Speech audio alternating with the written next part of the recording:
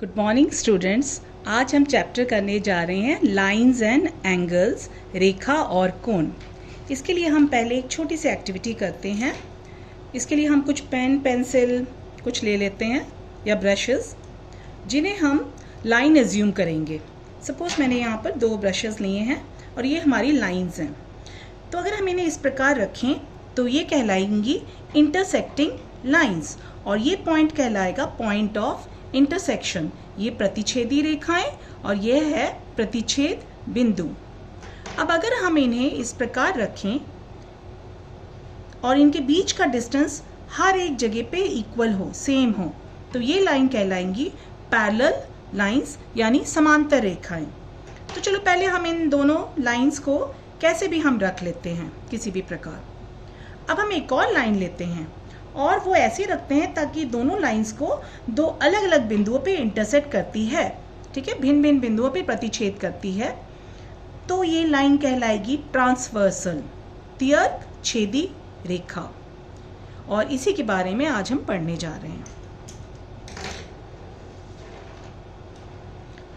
यहाँ पर हमारे पास 2 लाइंस है L और M, और इन्हें एक और लाइन P 2 डिस्टिंक्ट पॉइंट्स पर इंटरसेक्ट कर रही है।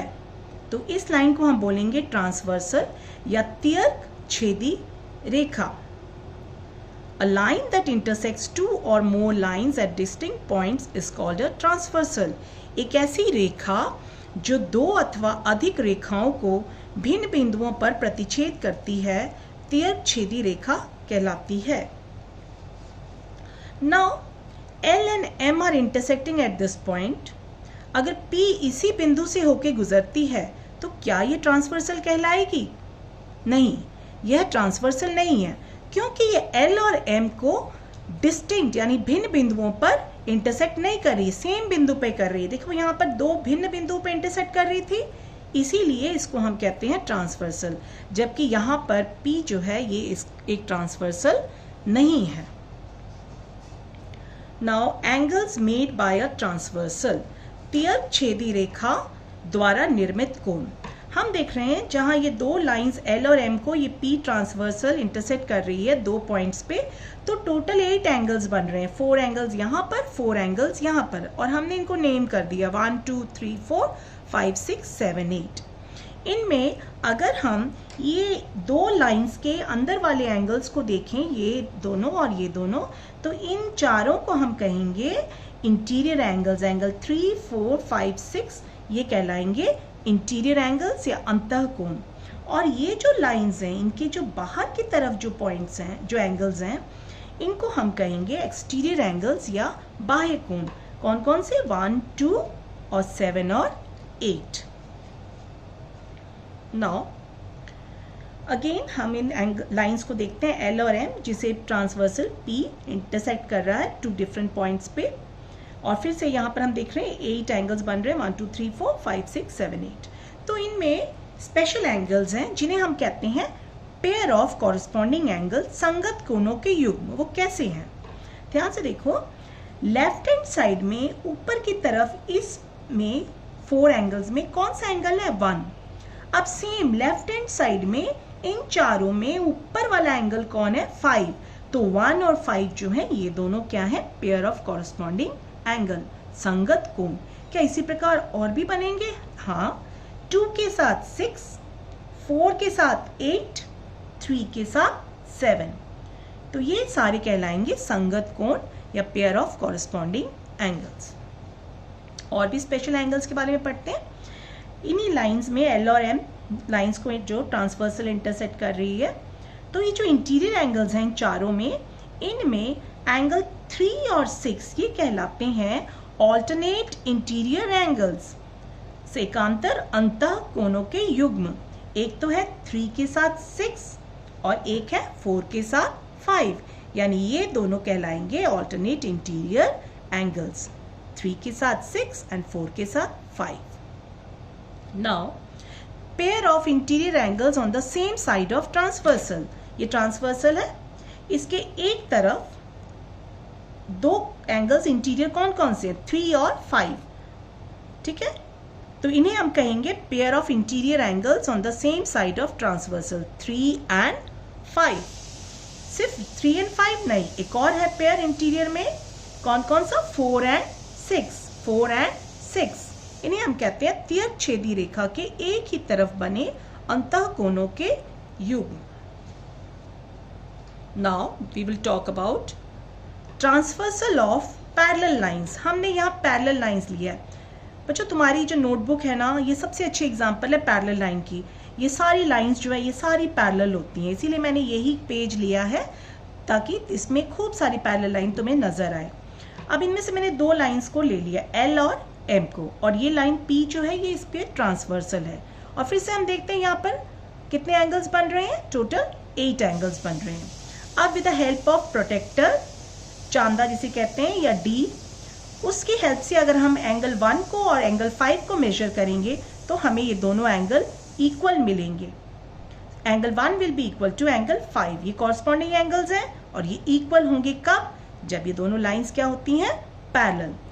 इसी प्रकार 1 5 के साथ इक्वल है, 2 is equal to 6, 3 is equal to 7 and 4 is equal to 8. If two parallel lines are cut by a transversal, each pair of corresponding angles are equal. यदि 2 समांतर रेखाएं किसी तिर्यक-छेदी रेखा द्वारा काटी जाती हैं तो संगत कोणों के प्रत्येक युग्म का माप समान होता है।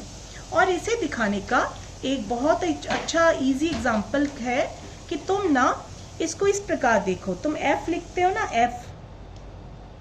F, तो ये एंगल और ये एंगल जो है ये कॉरस्पॉन्डिंग एंगल है। अगर हम उल्टा F पे ले लेना, उल्टा वाला F, ये इस प्रकार, ये उल्टा F, तो ये एंगल और ये एंगल कॉरस्पॉन्डिंग है। तो ये भी एक तरह से पहचानने का आसान तरीका है। Next, transversal of parallel lines में फिर से ये L और M जो है ये हमारे पैरेलल लाइंस है, P ट्रांसवर्सल है।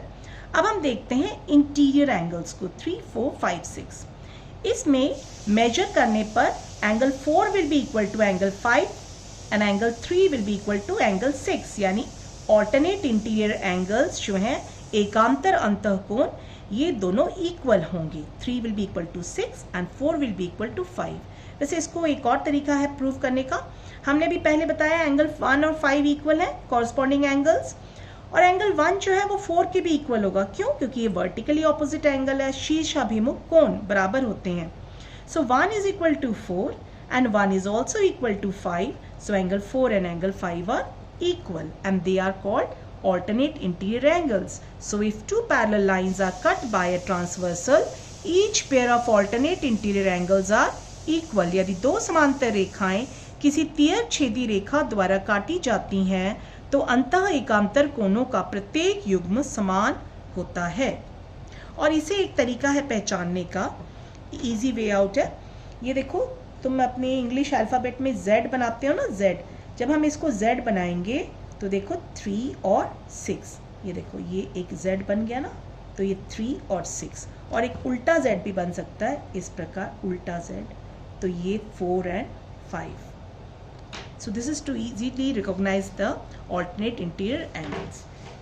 Now, transversal of parallel lines में on the same side of parallel line में जो interior angles हैं इनका सम हमेशा इक्वल टू 180 डिग्री होता है, यानी angle 4 plus angle 6 will be 180 degree. Similarly angle 3 plus angle 5 will also be equal to 180 degree.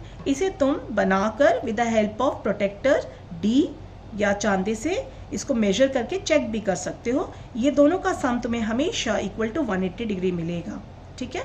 So, if two parallel lines are cut by a transversal, then each pair of interior angles on the same side of transversal are supplementary. यदि 2 समांतर रेखाएं किसी एक तिर्यक-छेदी रेखा द्वारा काटी जाती है तो तिर्यक-छेदी रेखा के एक ही तरफ को बने अंतःकोणों का प्रत्येक युग्म समपूरक होता है, यानी इन दोनों का सम हमेशा 180 होगा। On the same side 4 and 6 का सम भी 180 होगा and 3 and 5 का सम भी 180 डिग्री होगा। Now checking for parallel lines, हमें कैसे पता लगेगा अगर हमें नहीं कहा गया कि ये दोनों पैरेलल हैं पर हमें एंगल्स के बारे में कुछ बता दिया है, तो क्या हम जांच कर सकते हैं कि ये समांतर हैं कि नहीं है? तो हमारे पास 3 कंडीशंस हैं। अगर 3 में से कोई भी एक कंडीशन सही है तो हम कह सकते हैं लाइंस पैरेलल है।